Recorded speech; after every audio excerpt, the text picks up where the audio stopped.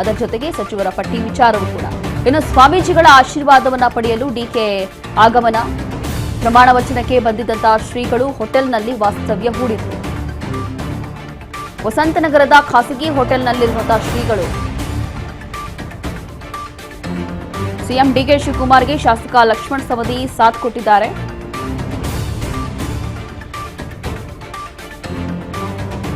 ಸ್ವಾಮೀಜಿಗಳ ಆಶೀರ್ವಾದವನ್ನು ಪಡೆಯಲು ಈಗ ಡಿಕೆ ಆಗಮಿಸ್ತಾ ಇದ್ದಾರೆ ಅನ್ನೋ ಮಾಹಿತಿ ಸಿಗ್ತಾ ಇದೆ.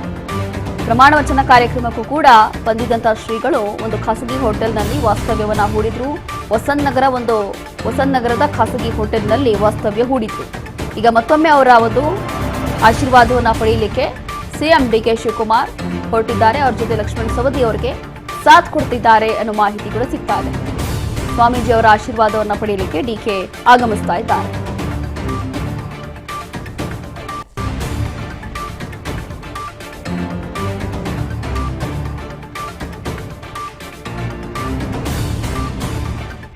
ಹೀಗೆ ವಸಂತನಗರದ ಖಾಸಗಿ ಹೋಟೆಲ್ನಲ್ಲಿ ಶ್ರೀಗಳು ವಾಸ್ತವ್ಯ ಹೂಡಿದ್ರು. ಡಿಕೆ ಶಿವಕುಮಾರ್ ಪ್ರಮಾಣ ವಚನ ಕಾರ್ಯಕ್ರಮದ ಹಿನ್ನೆಲೆ ಅವರು ಬಂದಿದ್ರು. ಇದೀಗ ಮತ್ತೊಮ್ಮೆ ಡಿಕೆ ಶಿವಕುಮಾರ್, ನೂತನ ಮುಖ್ಯಮಂತ್ರಿ ಡಿಕೆ ಶಿವಕುಮಾರ್ ಅವರು ಈಗ ಮತ್ತೊಮ್ಮೆ ಅವರ ಆಶೀರ್ವಾದವನ್ನ ಪಡೆಯಲಿಕ್ಕೆ ಆ ಹೋಟೆಲ್ ಹತ್ರ ಹೋಗ್ತಿದ್ದಾರೆ ಅನ್ನೋ ಮಾಹಿತಿ ಸಿಗ್ತಾ ಇದೆ. ಎಸಿ ದೃಶ್ಯಗಳಲ್ಲಿ ಗಮನಿಸ್ತಾ ಇದ್ದೀವಿ. ಪ್ರಮಾಣ ವಚನಕ್ಕೆ ಬಂದಿದ್ದಂತಹ ಶ್ರೀಗಳ ಆಶೀರ್ವಾದವನ್ನ ಮತ್ತೆ ಪಡೆಯಲಿಕ್ಕೆ ಡಿಕೆ ಶಿವಕುಮಾರ್ ಮುಂದಾಗಿದ್ದಾರೆ. ವಸಂತನಗರದ ಖಾಸಗಿ ಹೋಟೆಲ್ನಲ್ಲಿ ಅವರು ವಾಸ್ತವ್ಯ ಹೂಡಿದ್ರು.